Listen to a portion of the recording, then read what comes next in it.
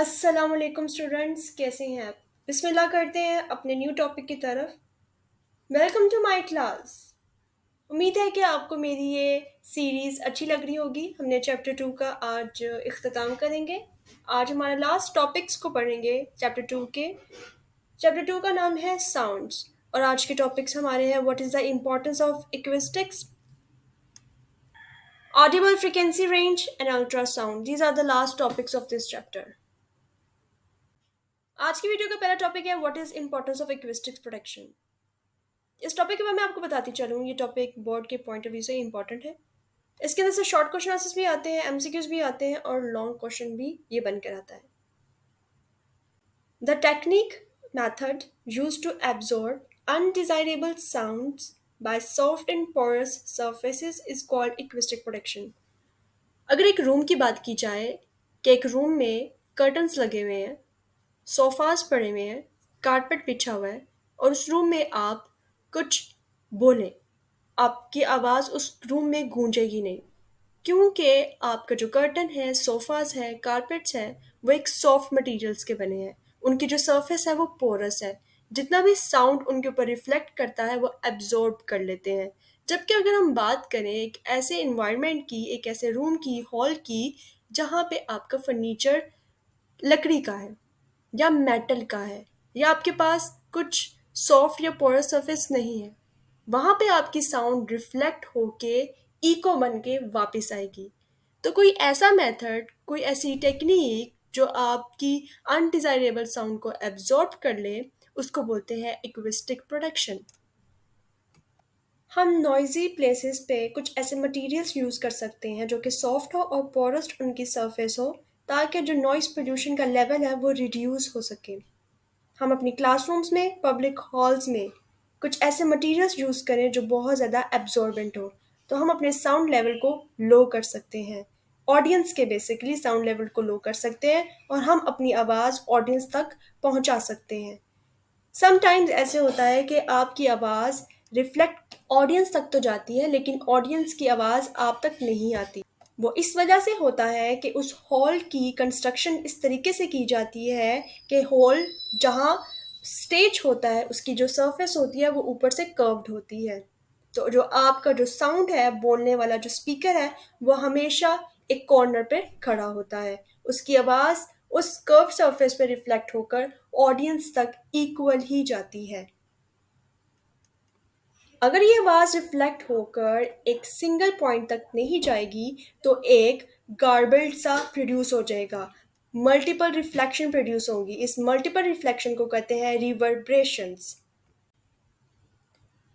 इस तरीके से आपके लेक्चर हॉल्स या ऑडिटोरियम या थिएटर हॉल्स को डिज़ाइन किया जाता है कि एक बैलेंस क्रिएट हो सके, एक रिवर्ब्रेशंस में, एक एब्जॉर्प्शन में। एब्जॉर्प्शन वो होती है जो आपकी इस अनप्लेजेंट साउंड को एब्जॉर्ब कर लेती है, वो सरफेसेस।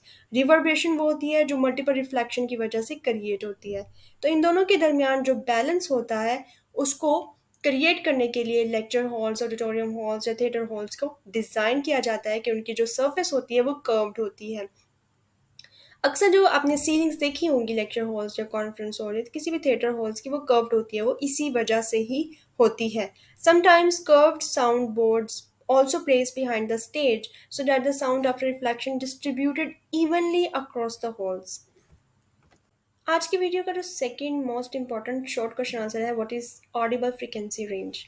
हम सबको पता है कि जो साउंड प्रोड्यूस होती है किसी भी वाइब्रेटिंग बॉडी की वजह से, हमें पता है कि आवाज़ किसी भी चीज़, ऑब्जेक्ट या बॉडी में वाइब्रेशन की वजह से पैदा होती है। एक आम इंसान के अंदर एक ख़ास रेंज तक आवाज़ को सुनने की कैपेबिलिटी होती है। हमारे कान एक डिवाइस का काम करते हैं, इसके ज़रिए से हम आवाज़ को ईज़िली सुन सकते हैं।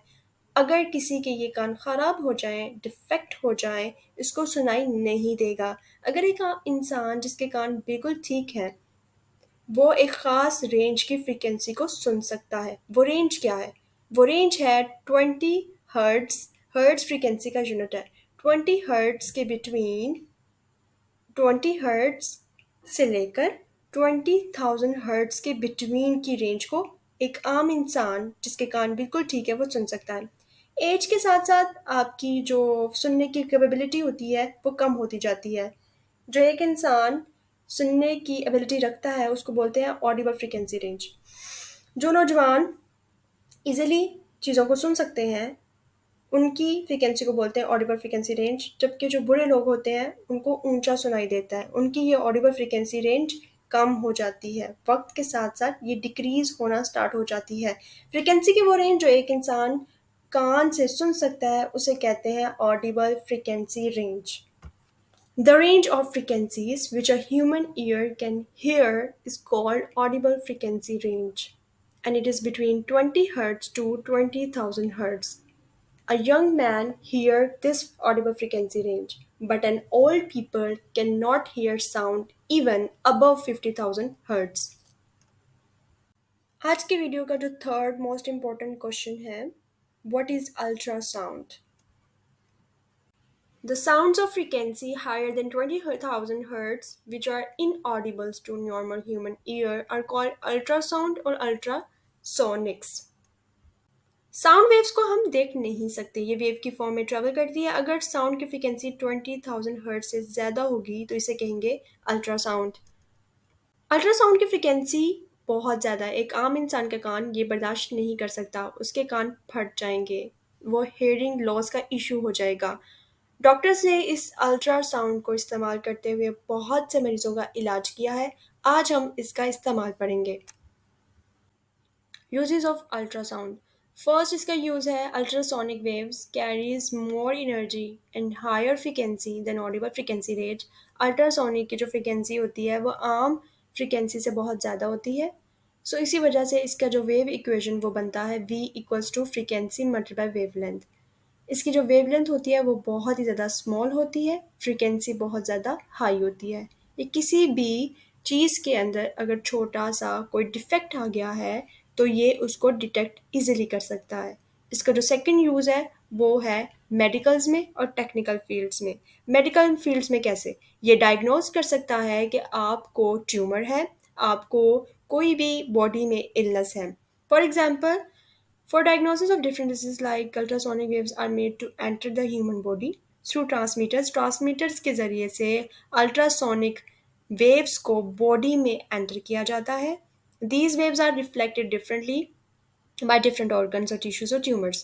जिस organ को आपने diagnose करना है कि इसमें आपका क्या issue है, कौन सा tissue ख़राब है, कौन सा tumor है, तो उसको डिटेक्ट करने के लिए उसी ऑर्गन पर आपकी अल्ट्रासोनिक वेव्स को एंटर किया जाता है।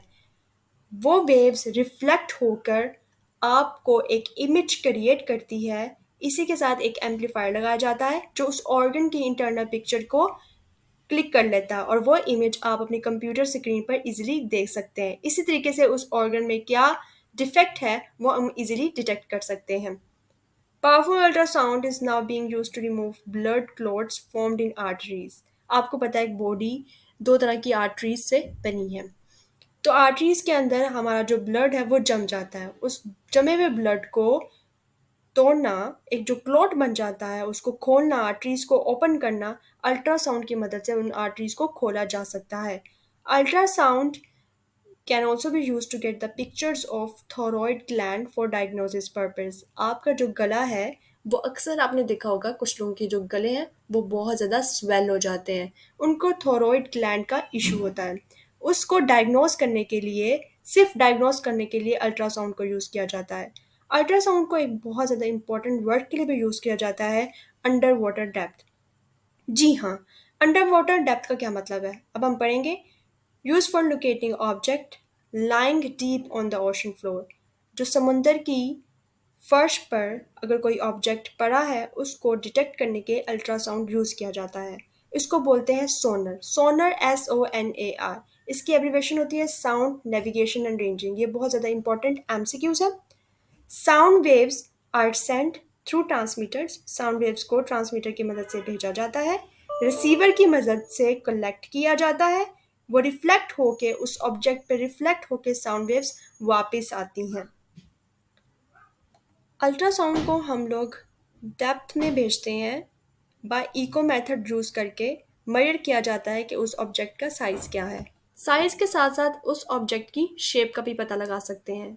अक्सर आपके जो हैवी मशीनरीज होती हैं या हेवी टर्बाइंस या इंजन्स, स्पेशली एयरप्लेन्स में अगर कोई क्रैक आ जाता है तो हम अल्ट्रासाउंड की मदद से उस क्रैक को डिटेक्ट कर सकते हैं ताकि आगे हमें कोई डिफ़िकल्टी ना हो।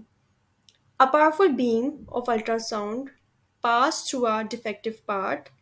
जो पार्ट डिफेक्ट होता है अल्ट्रासाउंड वेव्स को वहाँ पे पास किया जाता है, वो उस जगह से रिफ्लेक्ट होके वापस आती है उस क्रैक से या उस फ्लॉज से। तो हमें पता चल जाता है, क्लू मिल जाता है कि यहाँ पे क्रैक्स मौजूद है। लास्ट आपका जो अल्ट्रासाउंड का वो यूज़ है वो है germs and bacteria in liquids, उसको डिस्ट्रॉय करने के लिए यूज़ किया जाता है।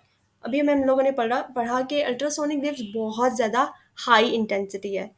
इतनी ज़्यादा हाई इंटेंसिटी होने की वजह से अगर लिक्विड में आपका कोई जर्म्स है या बैक्टीरिया है उसको डिस्ट्रॉय करने के लिए भी यूज़ किया जाता है।